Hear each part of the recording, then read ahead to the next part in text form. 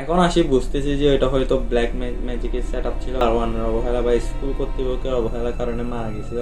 প্রত্যেকটা ক্লাসের স্টুডেন্ট এটা নিয়ে গবেষণা সবসময় করতো যে ওই ওই ওই বাথরুমে অভিশপ্ত বা ওই বাথরুমে খারাপ কিছু একটা আছে। তুমি আর তোমার ফ্রেন্ড স্কুলে যাও নাই, আমরা আগের দিন স্কুলে যাইনি। কিন্তু তোমার প্রেজেন্ট ছিল, ও ছিল না। হুম, ওর আচ্ছা। ছিল না কিন্তু আমার প্রেজেন্ট ছিল। দারোয়ান হয়তো কোনো একটা উদ্দেশ্যে আসছিল বা কোনো, আমার যতটুকু মনে হয়। Welcome to the what if podcast. আজকে আমরা একটা এমন গল্প শুনবো যেটা কি আসলে সত্যি নাকি সত্যি না, সেটা আপনারা বলবেন। এটা অনেকে বলে এটা একটা মিথ, অনেকে বলে এটা মিথ না। আমি আরিয়ান, এবং আজকে আমাদের গেস্ট হচ্ছে এম এ জাহিন। তো জাহিন, কোথায়, কিভাবে এবং সব কিছু শুরু হয়? ঘটনা শুরু হয় 2018-19-এর দিকে, প্রবাবলি 19। সে সময় আমি ক্লাস 4-এ পড়ি। এই একটা প্রাইমারি কলোনি টাইপের, ওই জায়গাটা আমি নাম মেনশন করবো না, কিন্তু ওইটা একটু হন্টেড টাইপের এলাকা ছিল। ওই এলাকা সম্পর্কে অনেক আমি নতুন ঢোকার পরে ফলে ওই এলাকাতে আমি অনেক রুমারও শুনছি, মিথও শুনছি, অনেক কিছু রিয়েলও লাগছে, অনেকে প্র্যাঙ্কও করছে, অনেক কিছু হয়েছে। কিন্তু একদিন ঘটনা যেটা হচ্ছে আমার, কি বলতাম, এটা হচ্ছে আমার সাথে ঘটছে, কিন্তু আমি অন্যদেরকে বলছি, ওরা কেউ বিশ্বাসই করে না, বিশ্বাস করতে চাইবে না। তো একদিন হচ্ছে আমি ক্লাস 4টা পার করি এবং বিভিন্ন অ্যাচিভমেন্টও নিই এই স্কুলে। আমার আমার নামে বিভিন্ন অ্যাচিভমেন্টও আছে, বিভিন্ন ফেমও ছিল আমার নামে। একদিন, এখন আমি 4 থেকে 5 উঠে গেছি, 2020 সাল। এখন শুরুর দিকে দিনটা ছিল হচ্ছে একটা শীতকালের দিন। একদিন কি হয়েছিল, ওই রুমার যেগুলো ছিল ওগুলো নিয়ে কথা উঠেছিল ফ্রেন্ডের মাঝখানে, এবং ফ্রেন্ডরা ওই একটা আমাদের স্কুলের পিছনে একটা অ্যাবেন্ডেন্ট জায়গা ছিল, যেটা সাধারণত এই স্যাররাও বলেছিল যে টিচার স্যার, হেড স্যার, ওরা ওই জায়গাটাতে শিক্ষার্থীদের যাওয়ার জন্য মানা করে দিয়েছিল। জায়গাটা কেমন ছিল? জায়গাটা ছিল হচ্ছে, আসলে কি বলবো, এটা ছিল হচ্ছে একটা ফুললি অ্যাবেন্ডেন্ট। ওই জায়গাটা হচ্ছে একটা পরিত্যক্ত জায়গার মতো দেখতে, অনেকটা ব্ল্যাক ম্যাজিক সেট আপ এর মতো। মানে ছিল আসলে পুতুল, তারপরে ঝাড়ু, তারপর বিভিন্ন কাচের বোতল ছিল। আর ওইটা ছিল একটা, যেহেতু পরিত্যক্ত জায়গা তাই অনেক দুর্গন্ধ যুক্ত জায়গা ছিল।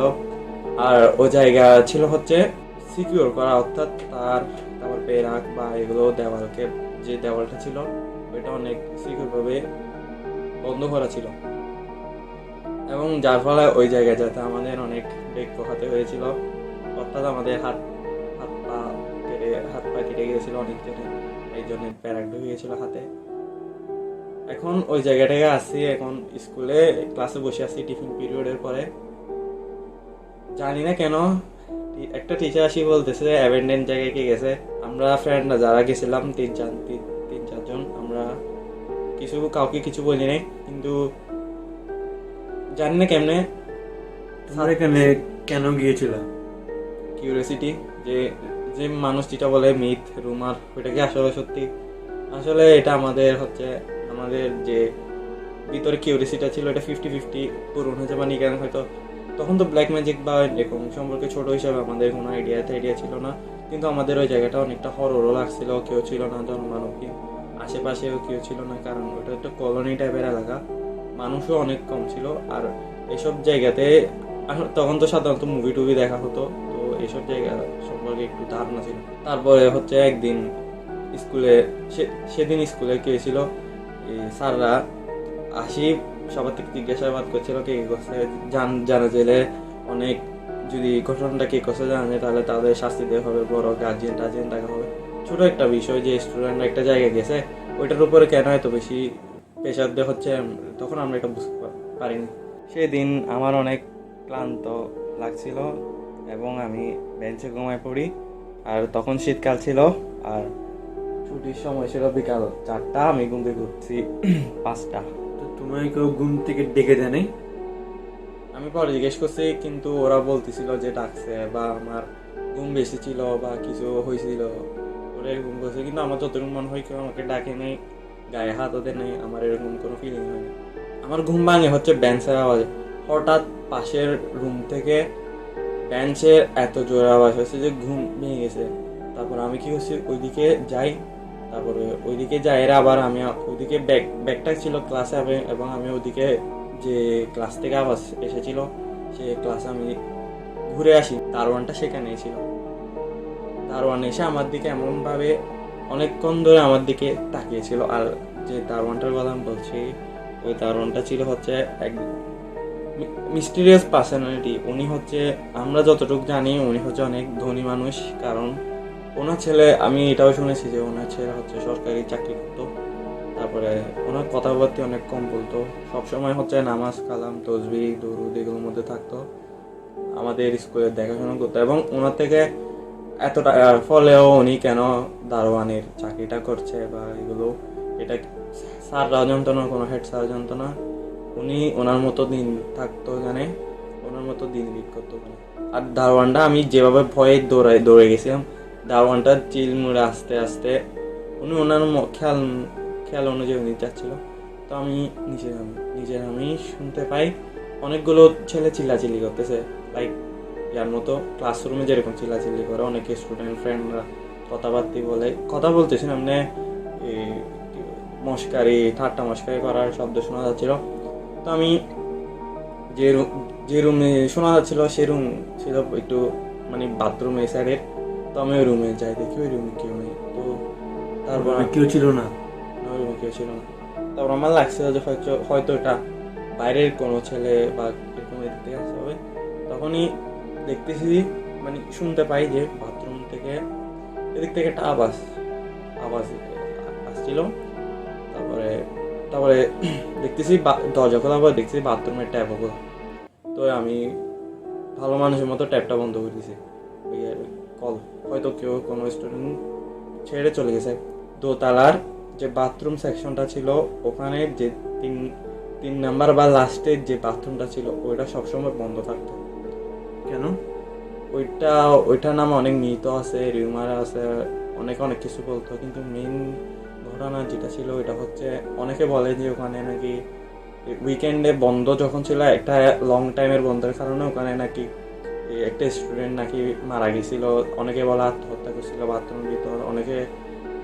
অনেক কথা বলে, অনেকে বলতো কালো জাদু করছে বা ওই রুমে। অনেকে বলতো আবার ওই স্কুলে কোনো বা কবরস্থানের উপরে হয়েছিল বলে ওই ছেলেটার উপরে কোনো জিন বল করছে বা এরকম অনেক কিছু বলে। কিন্তু এখন পয়েন্ট আসি, ওই দিন যেদিন আমি ওই বাথরুমে গেছিলাম, তো সেদিন কলটা বন্ধ করার পরে যখন আমি চলে আসবো, দেখতেছি ওই বাথরুম যেটা অল টাইম বন্ধ থাকতো, আর ওইটা বন্ধ থাকতো সিল টাইপের। ওখানে বিভিন্ন কাঠ বাঁশ এগুলো দিয়ে সিল করা ছিল একদম। তো ওখান থেকে একটা কাঠ নিচে পড়ে গেছে।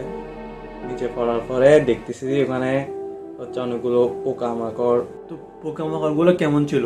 এই সাধারণ পিঁপড়া তেলা পোকার পরিমাণ এত বেশি, আমি ভয়ে কি বলবো। আর ওগুলো হচ্ছে আমার দিকে আসে নাই, এটা সৌভাগ্য ছিল যে আমার দিকে আসে নাই, ওগুলো জানলা দিয়েই বের হয়ে চলে গেছিল। তারপরে যখন আমি এইসব ঘটনা হচ্ছে, আমাকে একদম আমি বলার মতো কোনো সেন্সই ছিল না আমার, যে আমার সামনে এতগুলো ঘটনা হয়েছে প্লাস সোনার মিথ এগুলো আস্তে আস্তে বের হচ্ছে। তো এরপরে আমি দৌড়ানো শুরু করি। দৌড়াইতে আমি হাঁটাহাঁটি শব্দ শুনতে পারি করিডোর থেকে বের হয়ে।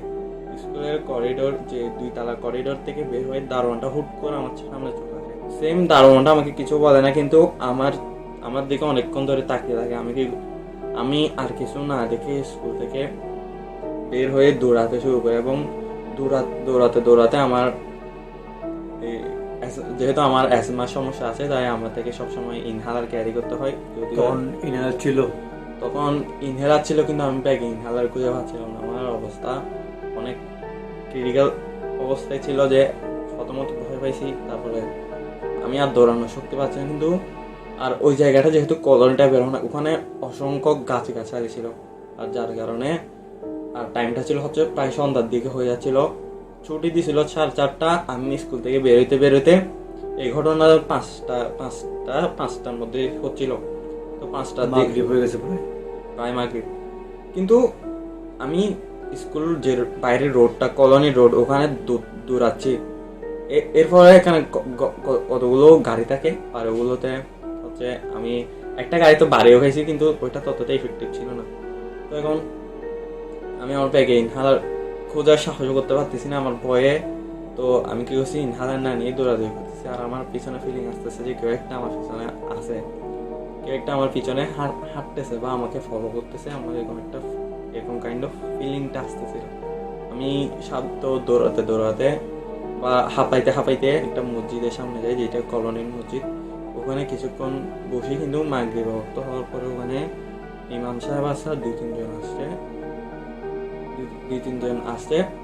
ওদেরকে ছাড়া আর এত বড় কলোনি থাকা সত্ত্বেও সেদিন আমি বুঝতে পারছি যে এই কলোনিতে আসলে যে মানুষ যেটা বলে এই কলোনিতে এত মানুষ থাকে না, কম থাকে, ওইটা আমি সেদিন জানতে পারছি। এবং হাতে গোনা 10 থেকে 12 জন আসে নামাজটা শেষ করে। ইমাম সাহেব শুদ্ধ আমি বেরিয়েছি হচ্ছে, ইমাম সাহেব কলোনির ভিতর থাকতো না, ইমাম সাহেব থাকতো কলোনির বাহিরে। তো আমি আস্তে কলোনিটা আস্তে, কেমন ছিল? কলোনিটা প্রায় অ্যাভেন্ডেড, বাসাগুলো শুধু দুই তালা ছিল। বেশি বিল্ডিং অনেক ছিল, বাসা অনেক ছিল না কম? বাসা ছিল, বাসার প্রত্যেকটা বাসার সামনে একটা একটা বারান্দার সামনে একটা একটা গাছ। আচ্ছা, তারপর? আর বাসাগুলো হচ্ছে অতি পুরনো, মানে বলতে গেলে বাসাগুলোর দেওয়ালের শ্যাওলা এমন ভাবে ধরছে যে লাগতেছে যে প্রায় হবে 100-200 বছর। আর ওখানে মেন যেটা যদি আমি বলি, এই আকর্ষণ সৌন্দর্য যেটা বলি, ওখানে হচ্ছে অনেক রকম হচ্ছে প্রাচীন বা যুদ্ধের গাড়িগুলো ছিল। যেহেতু এটা একটা কলোনি টাইপের এলাকা, ওখানে হচ্ছে আমি এটাও শুনেছি যে ওখানে নাকি যুদ্ধের গাড়িগুলো বা এখানে আনা হতো। তারপর আমরা সবসময় ওখানে বিভিন্ন জায়গায় যে সার্চিং করতাম বা কিউরিওসিটি থাকতো, ওই গাড়ি থেকে আমরা বিভিন্ন জিনিস পাইছিলাম মুক্তিযোদ্ধাদের, যেমন বিভিন্ন বুলেট, তারপরে বিভিন্ন সানগ্লাস, তারপর এসব এসব আমরা গাড়িটা টুকটাক করে গাড়িগুলো কাজ টাজ ভেঙে এখানে ঢুকে এগুলো জিনিসগুলো নিতাম।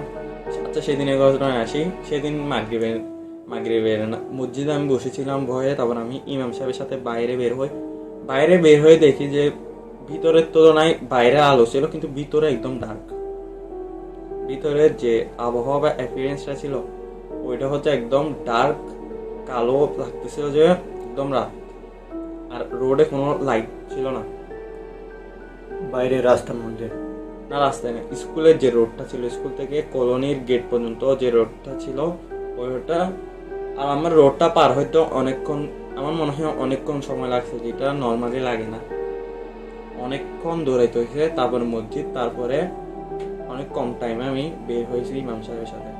তো বাইরে রোড যে বাইরের সাথে একটা মানে মল টাইপের, মল বলবো না, যে মল রোড যত থাকে ওগুলোতে বের হয়েছি। বের হওয়ার পরে আকাশে দেখতেছি ততটা অন্ধকার না, কিন্তু ভিতরের যে আকাশটা ছিল ওটা অতিরিক্ত ডার্ক, আর কোনো আলোই ছিল না। দেন ওই কলোনি থেকে বের হওয়ার পরে তখন আমার একটু একটু ভয় লাগতেছিল, বাট মানুষ টানুষ দেখে আমার একটু সাহস আসছে, আর আমি বাসায় সব অনেক ভালোভাবে ভালোভাবে পৌঁছাই বাসায়।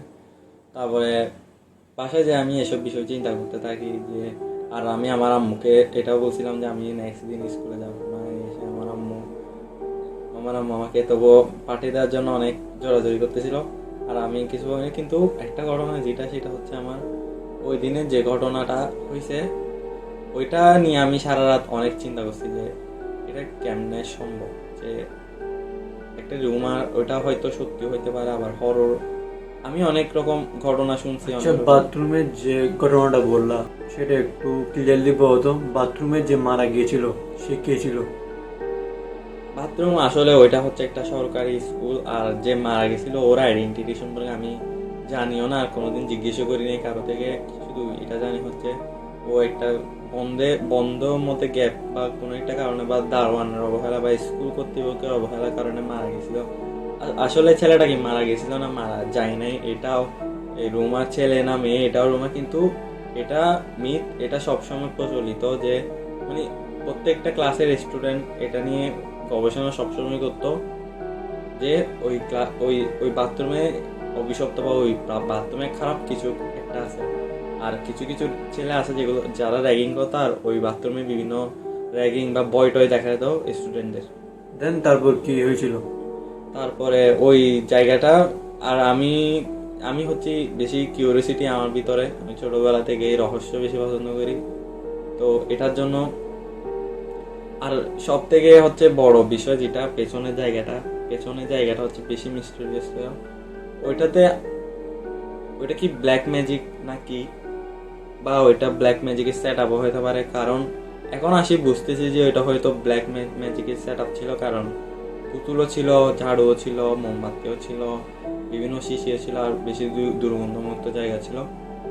ভাগ্যিস ওখানে কেউ ছিল না, হয়তো আমরা হয়তো আজকে, বা আমি বা আমার ফ্রেন্ডরা হয়তো আজকে এখানে আসতে পারতাম না, বা আজকে এই জায়গায় থাকতাম, হয়তো ওই দিন আমাদের সাথে খারাপ কিছু হতে পারতো। আচ্ছা, তুমি এরপর দিন আর স্কুলে যাওনি? স্কুলে আমি তো যাওয়ার কোনো প্ল্যান ছিল না, বা যেতে চাইনি, কিন্তু আমার আম্মু আমাকে বা আমার মা বাবাকে আমাকে অনেক জোরাজোরি করে পাঠিয়ে পাঠিয়ে দিয়েছিল। সাথে আমার একটা ফ্রেন্ডকেও কল দিয়েছে যে ওকে নিয়ে যাও, বাসায় আসি। ওরাও চলে আসছিল ফ্রেন্ডরা, আমি ও 3-4 জন ছিল। ওদেরকে আমি অনেক বোঝাতে চাচ্ছিলাম যে আমার সাথে মানে আগের দিন এই ঘটনাগুলো হয়েছে, কিন্তু ওরা কেউ বিশ্বাসই করতে চাচ্ছিল না। ওরা বলতেছিল হচ্ছে যে ওদের কথা ছিল যে হ্যাঁ আমি তো তোমাদের সাথে মানে বলছিলাম, তোমাদের সাথে তোমাদের মজা নিচ্ছিলাম, তাই তুই আমাদের সাথে মজা নিচ্ছিস বা এরকম। ওরা ব্যাপারটাকে সিরিয়াসলি নেয় নাই। কিন্তু পরের দিন হচ্ছে আমরা 4 জন ছিলাম, 4 জনের মধ্যে 3 জন গেছি স্কুলে এবং আমি একলা ছিলাম। কিছুক্ষণ পরে একজন বের হয়, যে আমার ফ্রেন্ড ছিল, বের হয়ে বলতেছে যে তুই এখন স্কুলে যাস নাই। আমি বলছি আমার স্কুল আসতে ভয় লাগতেছে। ও একটু দুষ্টু টাইপের ছিল, তাই ও বলতেছে আচ্ছা ঠিক আছে আজকে স্কুল ভাঙবি, চলো ঘুরে আসি, কোথা থেকে মজা করে আসি। তো এখন ওই ব্যাগটা নিয়ে আসে এবং আমি কলোনির বাইরে গেটে, আমি স্কুলের ভিতরে বা কলোনির ভিতরে ঢুকি নাই আমি। তারপর আমি ওর সাথে পাশে একটা আমাদের তার থেকে দূরে একটা পার্কে গেছি। পার্কে যে আমরা সারাদিন ওখানে বসেছিলাম, সময় কাটাচ্ছিলাম। তারপরে খেলতেছিলাম, যেহেতু পার্ক ছোটদের খেলার জায়গা, তাই আমরা এখানে খেলতেছিলাম, ঘুরতেছিলাম। আর কি করবো, বাসায় তো যেতে পারবো না, স্কুলে তো যেতে পারবো না। পরের দিন আমার স্কুলে যাওয়ার প্ল্যান ছিল না, কিন্তু স্কুলে একটা ক্লাস টেস্ট বা একটা পরীক্ষা বা একটা মূল্যায়ন হবে, এটা জেনে আমার থেকে আমার থেকে বাধ্য হয়ে স্কুলে যেতে হয়। তারপরে আমি স্কুলে যাই এবং শুনতে পারি যে ঘটনা সেখানে যে আমি নাকি কোনো একটা ছেলেকে মারছি বা কোনো একটা ছেলেকে আহত করছিলাম আগের দিন। এটা শুনে আমি অনেক শক হয়ে পড়ি। আমার যে ফ্রেন্ডটা ছিল সে অনেক শক হয়ে পড়ে। কিন্তু স্কুলে সব ডকুমেন্টেই দেয়া আছে যে আমি স্কুলে গেছি বা স্কুলে উপস্থিত ছিলাম। এমনকি যে রোল নাম্বার নেওয়া হয় ওই খাতায়ও আমার নাম ছিল যে প্রেজেন্ট ছিল। আবার আমার যে ফ্রেন্ডটা ছিল ওর কোনো প্রেজেন্ট ছিল না, ও হচ্ছে অ্যাবসেন্ট ছিল সেদিন। তুমি আর তোমার ফ্রেন্ড স্কুলে যাও নাই? আমরা আগের দিন স্কুলে যাইনি। কিন্তু তোমার প্রেজেন্ট ছিল, ও ছিল না? ওর ছিল না, কিন্তু আমার প্রেজেন্ট ছিল। আচ্ছা, তারপর কি হয়েছে? এটা আমি প্রথমে মনে করছিলাম, এটা আমি টিচারদের অনেক বোঝানো যে আমি না, কিন্তু এটা হয়তো টিচারদের সাইন মিস্টেক হতে পারে। কিন্তু পরে যে কিছুক্ষণ পর জানতে পারি স্টুডেন্টরা হু হু করে আমার কাছে আসে এবং আমাকে ধরে বেঁধে টিচার রুমে নিয়ে যায় এবং বলে একে কি চিনো, তুমি একে মারছো। আমি ছিলাম তখন ক্লাস 5-এ এবং এরপরে হচ্ছে যে ছেলেটাই আহত হয় ও ছিল হচ্ছে ক্লাস 4-এর বাচ্চা ছেলে। আর বাচ্চা ছেলেটাও বলতেছিল যে হ্যাঁ ম্যাম ও মারছিল আমাকে, বা হ্যাঁ স্যার ও মারছিল। তারপরে আমার গার্জিয়ান ডাকাইছে, তারপরে কি বলছে ওর গার্জিয়ান ডাকাইছে, ফাইন টাইন নিয়েছিল। এখন কথা হচ্ছে আমি তো সেদিন উপস্থিত ছিলাম না, প্লাস আমার ফ্রেন্ডও ছিল না। এখন আমার উপস্থিতিতে কে আসি ওই ছেলেটাকে মারছে, বা কে আসে ওই ছেলেটাকে র্যাগিং করছে বা কি করছে। আচ্ছা, তুমি তো এর আগের দিন প্রেজেন্ট ছিল না, তো তোমার যারা ক্লাসমেট ছিল তারা তো তোমাকে সেদিন দেখেনি, তো তারা কি বলতেছে? এখন কথা হচ্ছে 200টা প্রায় 2 সেকশনে 200টা ছেলের সামনে যদি 5 জন যদি একটা ছেলের পক্ষে বলে, তাহলে কয়জন বিশ্বাস করবে কথাটা? মেইন কারণ হচ্ছে এটা, আমার ফ্রেন্ডরা জানে যে আমি বাঙ্ক দিছিলাম। তো এখন সবাই আমার ফ্রেন্ড সার্কেলে 4-5 জন ছিল, ওরা জানে আমি বাঙ্ক দিছিলাম। আর বাকি সবাই বলতেছে যে হচ্ছে আমি নাকি মানে মারছি এই যে আবার আমার ফ্রেন্ড যারা 4 জন ছিল, 4 জন একজন বলতেছিল যে হ্যাঁ ও আমাকে দেখছিল সেদিন। সেদিন নাকি আমি বা আমার কি বলবো, ও নাকি যে স্কুল ড্রেসে যায়নি, সিভিল ড্রেসে গেছিল। সিভিল, কে? যে আমার এই কি বলতাম অবতার বলবো, যেটা ভৌতিক আচ্ছা। অবতার। মেন কথা হচ্ছে আমি তো ওই জায়গায় ছিলাম না, তো আমার জায়গায় কে আসি ওকে আহত করে দিয়ে গেছে, এটা হচ্ছে মিস্ট্রি। এখন এরপরে অনেক দিন কেটে যায়। কেটে যাওয়ার পরে আমি যে স্কুলে অ্যাচিভমেন্টগুলো নিয়েছিলাম, আমার রেপুটেশন অনেক নিয়েছি আমি, যে এত ভালো একটা স্টুডেন্ট, এত ভালো রেজাল্ট করে, তারপরে এই বিভিন্ন ইভেন্টে ইভেন্টে ইভেন্টে অংশগ্রহণ করে এবং এই প্রাইজ নেয়। তারপরে আমি হচ্ছে আমাদের ফুটবল টিমের ছিলাম, হেড ফুটবল টিমের ক্যাপ্টেন ছিলাম, এবং এই ঘটনার ফলে আমাকে এই ক্যাপ্টেন থেকে নামিয়ে দেওয়া হয়। এবং ক্যাপ্টেন থেকে নামানোর পর আমার তো আর কোনো খেলার ইচ্ছাই নেই, তো আমি কি করছি, পুরো টিমটাই লিভ করে দিছি। এর কিছুদিন পরে আমার লাইফ কি বলবো, স্কুল লাইফটা অনেক বাজে গেছিল। সবাই আমার নামে এই খারাপ কথা ছড়াচ্ছিল, যে এই মানে কি বলে, গুন্ডা গুন্ডা এরকম সবাই আমাকে র্যাগিং করতো, বুলি করতো। তো এটা কিছুদিন পরে, যেহেতু 2020 সাল, তো করোনা চলে আসে বাংলাদেশে। তারপর করোনা পরে স্কুলের আর দেশের অবস্থা তো জানেন কিরকম। তো এটার পরে স্কুল শাট ডাউন করে দেওয়া হয়। তারপরে আমি কোনো পরীক্ষা ছাড়া বা কোনো কিছু ছাড়া আমি কি এটা যেহেতু একটা প্রাইমারি স্কুল, 1 থেকে 5, ক্লাস 1 থেকে 5 পর্যন্ত, তাই আমি কি করছি, পাশে বা আমার বাসার পাশে একটা হাই স্কুল, যেটা ওখানে যাই ভর্তি হয়ে যায়। কিন্তু মেইন কথা হচ্ছে ওই যে স্কুলের মিস্ত্রিটা আজ থেকে প্রায় কমে 5 বছর হচ্ছে, কিন্তু ওইটাই এখন আমার কাছে মিস্ত্রি। এমনকি আমার ছোট বোন ওখানে পড়ছিল, ও এখন হাই স্কুলে, কিন্তু ও ও শুনছিল নাকি এসব ঘটনা, রুমার এগুলা। তারপরে কিন্তু ওই জায়গায় এখন এখন অনেক উন্নত হয়েছে।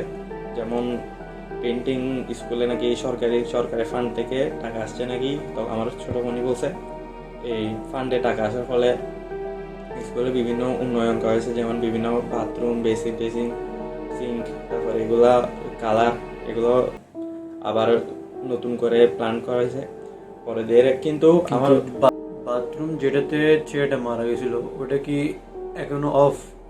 ওইটা এখন নাকি আমি যতটুকু গ্লাস জানতে পারি, ওই